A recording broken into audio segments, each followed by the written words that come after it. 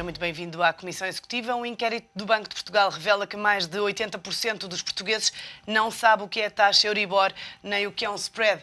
E mesmo entre as pessoas com crédito à habitação, são poucas as que sabem o valor do spread do seu empréstimo e menos ainda como é calculado.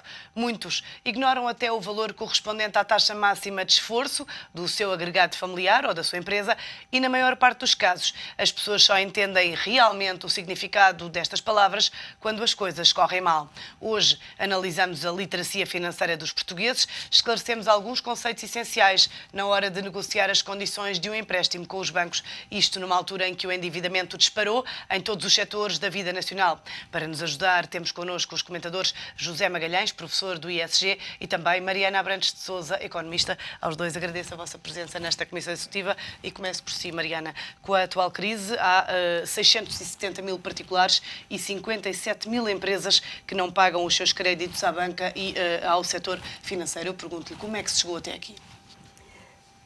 Através de um grande endividamento, uma grande alavancagem. Portugal não tinha muita tradição de crédito no período recente, porque até naqueles anos de crise, dos anos 70 e 80, havia muito pouco crédito e nós somos no crédito um pouco como motoristas novatos ao volante de um Ferrari. Somos um perigo na estrada, porque não sabemos gerir o crédito. E então, convém recordar que até 1990 não havia crédito automóvel. O crédito ao consumo tinha um imposto de selo especial pesadíssimo. As empresas tinham crédito para exportação. Havia, inclusive, os plafons de crédito para as empresas. Tudo isso obrigava as pessoas a serem muito regradas no uso do crédito. A partir dos anos 90, a partir dos anos 2000, sobretudo com a redução das taxas de juros ao entrarmos no euro, o crédito foi muito mais facilitado. Então as famílias alavancaram-se, as empresas que sempre foram bastante pouco capitalizadas alavancaram-se ainda mais e o setor público, incluindo o setor empresarial do Estado, então isso nem se fala. E aí de quem é a culpa? A culpa é dos bancos que concederam crédito ao desbarato ou é dos particulares que pediram mais crédito do que aquele que depois podiam realmente pagar? Bem, eu acho que a culpa é dos dois e por isso o sacrifício agora vai ter que ser dos dois também.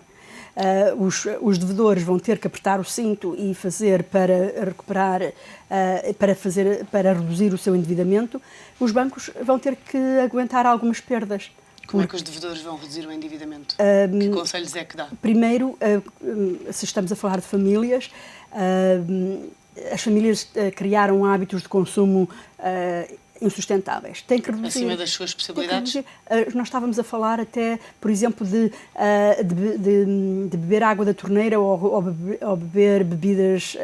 Parece uma coisa pequena, mas se contar quanto é que gastam em ir comer fora, tomar até o pequeno almoço fora de casa, tudo isso são os hábitos de comprar a comida com o cartão de crédito, que antigamente só as pessoas muito pobres é que iam ao rolo dos fiados na mercearia do bairro. Agora toda a gente tem um cartão de crédito, compra a mercearia do mês ao cartão de crédito. E depois já comeu o bife, ainda está a pagá-lo. É impossível. José Magalhães, os bancos foram irresponsáveis na concessão de crédito? Eu responsabilizo-os um pouco e a fatia maior da responsabilidade, para mim, cabe aos bancos. Isto por várias análises que possamos fazer nessa vertente. Uma delas é, por exemplo, e podemos começar pela publicidade. Vejamos como é que a banca, a partir do início dos anos 90, tal como a minha colega Mariana referiu, a partir dos anos 90, como é que a publicidade aparece junto dos consumidores. Os bancos chegaram a ir para os centros comerciais com quiosquezinhos a venderem cartões de crédito. Isto, no fundo, é vender dinheiro nos centros comerciais. Quer dizer, ou que nós chegamos àquilo a que o banco tentou ou fez passar, ou começou a fazer passar, a partir dos anos 90, a imagem do que é o real respeito pelo dinheiro E aí eu responsabilizo muito a banca, precisamente por essa passagem de ideia de que o dinheiro era para ganhar e gastar. Era uma fonte inesgotável. Era tira aqui, receba aqui e gasta ali.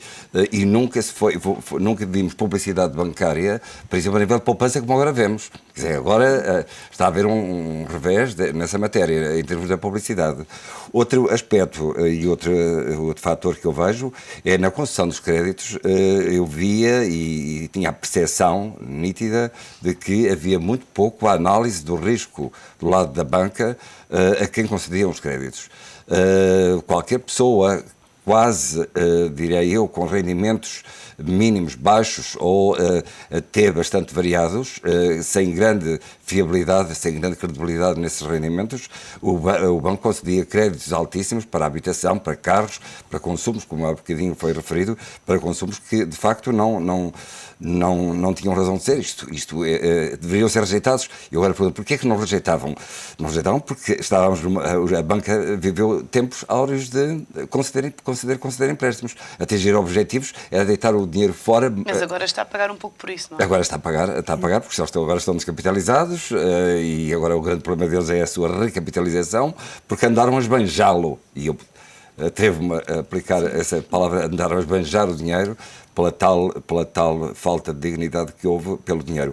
É interessante ver a história, e complementando a história que a Mariana referiu, a ir aos anos 60 também, que é interessante. Nos anos 60, de facto, o dinheiro e o significado do dinheiro era para um segmento muito restrito. Só tinha cheques, pessoas que tinham, de facto, já muito dinheiro no banco depositado, tinha muitas aplicações financeiras, por isso, essas pessoas era quem era dado um cheque, não era dado um cheque a qualquer pessoa. Quem tinha o cheque tinha um símbolo de credibilidade, de fiabilidade e de valor real daquilo que ele é dinheiro. Cheque é igual a dinheiro, o que não acontece hoje. Vejam, hoje nas casas só se aceitam cheques ou visados, ou só se aceitam cheques após boa cobrança, ou não sei o quê. Isto é contrário aos princípios do que é um cheque. Isto nos anos 60 parecia um cheque, aquilo era dinheiro vivo que estava ali à frente. Depois, a partir dos anos 90, de facto, ou até 74, tivemos este período, depois no pós-74 os juros subiram bastante e muito. Não nos esqueçamos que nos finais dos anos 70 e 80 os juros chegavam a atingir 28%, 30%, que de facto tornava inacessível qualquer pessoa recorrer a créditos, mesmo próprias, quer a nível de famílias, quer a nível de banca, e houve de facto um fechar de portas pelo custo de dinheiro, mas a partir de 90, na preparação da União Monetária, houve uma baixa de dinheiro para valores muito, muito baixos que nós não estávamos habituados, e nós um pouco também sequiosos, quando digo nós, sim, toda a sociedade, quer a nível de famílias, quer a nível de empresas, sequiosos de consumo, com o dinheiro tão baixo e o banco a abrir as portas. Obviamente houve aqui uma confluência de fatores que fizeram este boom de endividamento a partir dos anos 90. Mariana, há também uma grande falta de conhecimento por parte dos clientes. Este inquérito que citávamos no início do programa do Banco de Portugal revela que 80% dos portugueses não sabe o que é uma taxa Euribor e também não sabe o que é um spread. Se calhar era importante explicarmos aqui estes dois conceitos. Muito bem.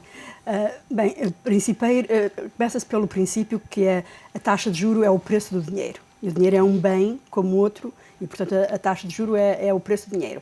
E a taxa de juros tem dois componentes, porque os bancos intermediam entre o forrador e o investidor, e quem está a pedir dinheiro. Então, eu deposito 100 euros no banco e ele paga uma taxa X. E depois ele tem que emprestar a uma taxa X mais Y, para ganhar a margem, ou o tal spread de crédito. Portanto, o Euribor representa essencialmente a taxa do custo de fundos para os bancos, porque o Euribor é a taxa interbancária entre os bancos europeus. Só que a taxa Euribor inicialmente era para ser a taxa interbancária em que os bancos ou pagavam depósitos ou emprestavam dinheiro uns aos outros, entre 59 bancos europeus. Agora, como muitos bancos já não têm acesso ao mercado interbancário, A Euribor é a taxa interbancária de 30 bancos alemães e franceses. Porque os bancos portugueses já não pesam na Euribor, porque estão a ter que ir diretamente ao Banco Central Europeu. Então, a taxa Euribor vira o indexante para o crédito, porque é o custo do funding em si, e depois acrescenta-se a margem ou a spread de crédito, que deve ser em função do risco. Como é que se calcula? A margem é uma arte, não é uma ciência, e então nos comitês de crédito, eu fiz parte de muitos comitês de crédito na minha vida bancária, então se tiver 3 ou 4 clientes à frente, eu vou dizer que a este cliente eu empresto a Euribor mais 0,5%, àquele eu empresto a Euribor mais 1%, àquele eu empresto a Euribor mais 2% e àquele nem sequer empresto. E eu avalio, conforme avalia do cliente, se ele tem rendimentos estáveis, se ele tem uma taxa, se ele está já muito alavancado ou se tem uma taxa de esforço comportável, se ele já demonstrou no passado que consegue gerir bem o crédito, se ele já tomou crédito e já reembolsou, isso é muito importante, o historial de crédito. Portanto, todos esses elementos levam o gestor bancário, e o comitê de crédito nos bancos é sempre alguém com cabelo branco, a tomar a decisão de qual é o preço que vai pôr ao crédito que faz. Mas eu acho que uma das coisas que é preciso recordar é que os bancos portugueses... Eu recordo quando o BCP foi criado só a buscar depósitos. O BCP inicialmente quase que não fazia crédito. Porquê? Porque um banco tem que primeiro ter uma fonte de funding estável. O que é que aconteceu? O crédito era tão fácil e tão facilitado que houve uma avalanche de dinheiro a entrar para o país, por os motivos que o José já falou, e então o que é que nós temos uma situação em que os gestores bancários, os gerentes de balcão, tinham objetivos para fazer crédito, não tinham objetivos para ir buscar depósitos. E nós estamos a falar nas taxas, uma das coisas que é importante, nós estamos a falar aqui da taxa de crédito, mas também há uma coisa importante que é a taxa de depósito. Houve tempo em que as taxas de depósito estavam muito acima da inflação, então ofereciam ao aforrador uma taxa de juro real muito positiva. Quando as taxas estavam a 10% e a inflação estava a 5%, era meter dinheiro no banco e esperar que ele acumulasse. Nós agora aí temos, os bancos agora já estão a pagar algumas taxas mais elevadas, mas, por exemplo, a Euribor para nós é uma taxa marcadamente negativa, porque nós estamos com a inflação de 3,7% e a Euribor está a 1%.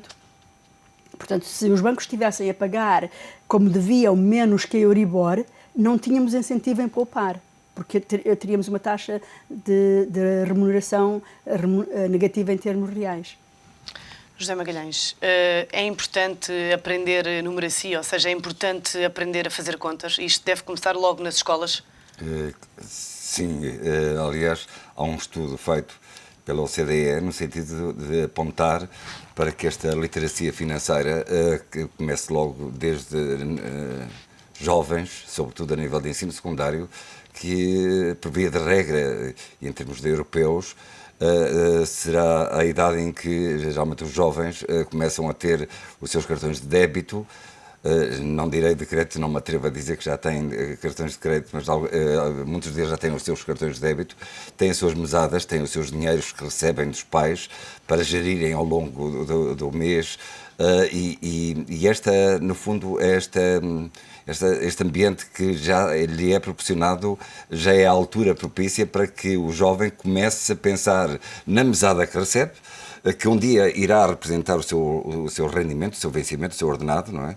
E que o terá que gerir durante o mês. A mesada... Mas em Portugal temos um aproveitamento, a matemática, muito baixo. Como é que se invertem? Não é muito influente ou não é muito importante a conciliação da literacia financeira com as grandes competências ou grandes aptidões para a matemática. Mas era preciso haver uma disciplina dessas, por exemplo, logo no secundário ou até mais cedo? Eu diria no secundário, 11º, 12º, a OCDE no estudo todos que os fez cursos. disse que ou poderia ser uma disciplina curricular autónoma ou poderia ser uma área de conhecimentos ou um conjunto de conhecimentos de literacia financeira incluídos numa disciplina curricular já existente.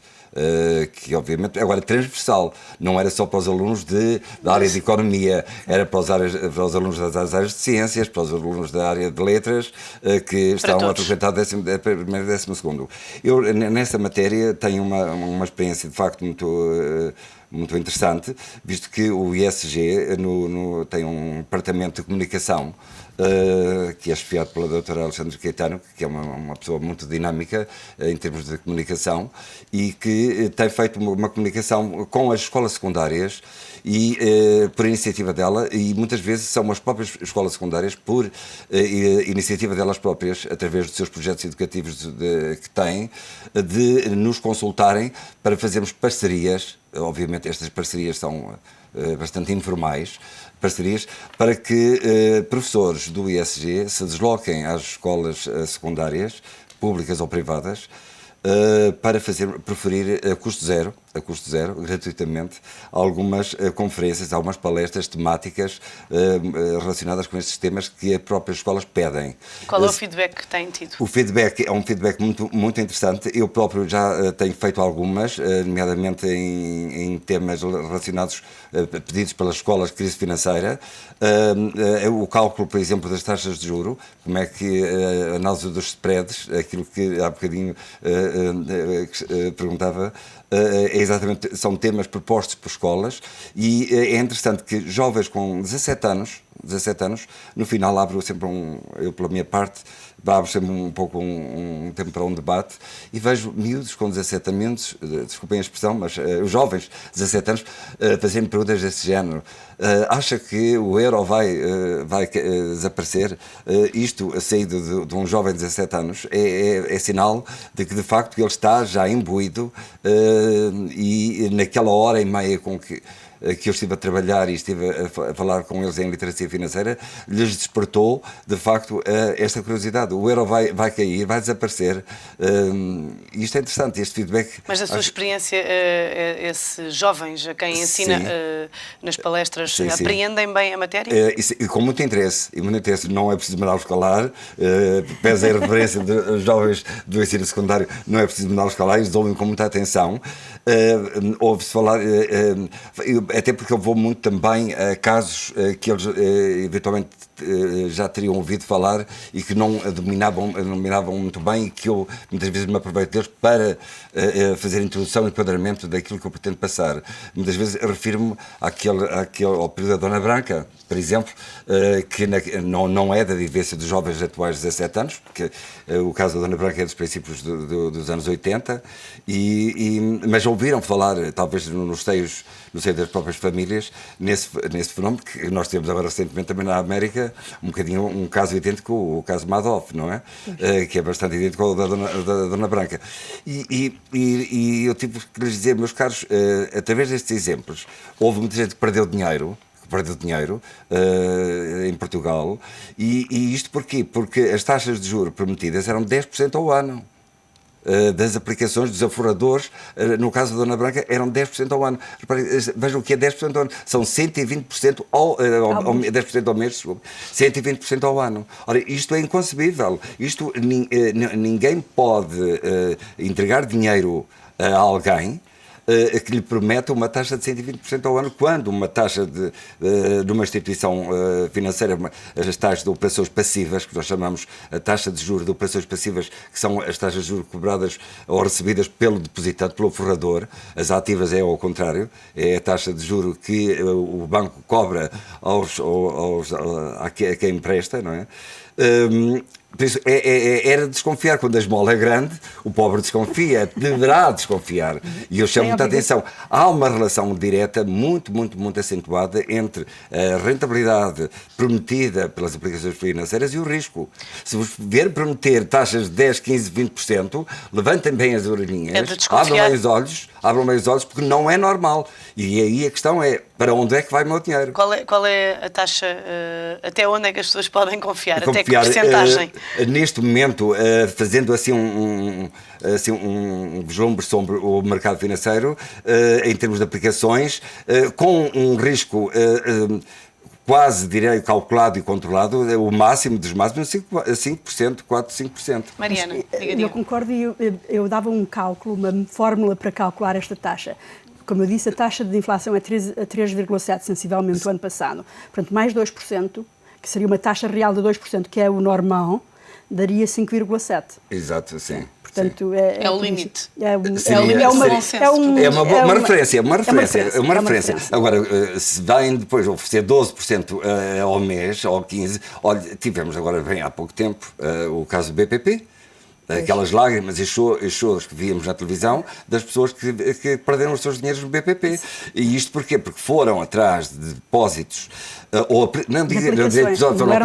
não eram depósitos, aplicações que confundiram por falta de literacia financeira, lá está. E de letra miudinha. Os bancos, de certa forma, não teriam esclarecido muito bem as pessoas de que estavam a deixar o dinheiro não em depósitos a prazo, mas num outro tipo de aplicações financeiras de alto risco. E acabaram por perder dinheiro. Com taxa de juro. Mas a taxa de juro, no fundo, tem uma razão direta. Quando se promete uma taxa de juro alta para o oferador, está um risco altíssimo associado, sempre. Isto é uma regra de ouro que as pessoas têm que estar sensibilizadas a isto. Quando alguém lhe oferece taxas de juros baixas nas suas aplicações financeiras, obviamente que o risco também é baixo. É mais seguro. Exatamente, é mais seguro. Vale mais pouco e seguro do que muito e pode não vir. Diga. Esta é uma das questões críticas na literacia financeira, é a gestão de risco financeiro. Eu tinha, ao preparar hoje, eu pensei que eu abordava isto em 3 coisas. Uma é a gestão de risco financeiro. Outra é a gestão orçamental. Nós estamos a falar em mesada. Só 25% das crianças têm mesada. A maior parte das crianças vão pedindo. As famílias nem sempre gerem bem o seu orçamento mensal quando têm rendimentos estáveis. Quando não têm rendimentos estáveis, porque, por exemplo, são pequenos empresários ou, hoje em dia, trabalhadores por conta própria, não é? Independentes, não podem contar com um rendimento fixo, estável. Então, aí têm que poupar nos meses bons para aguentar nos meses fracos.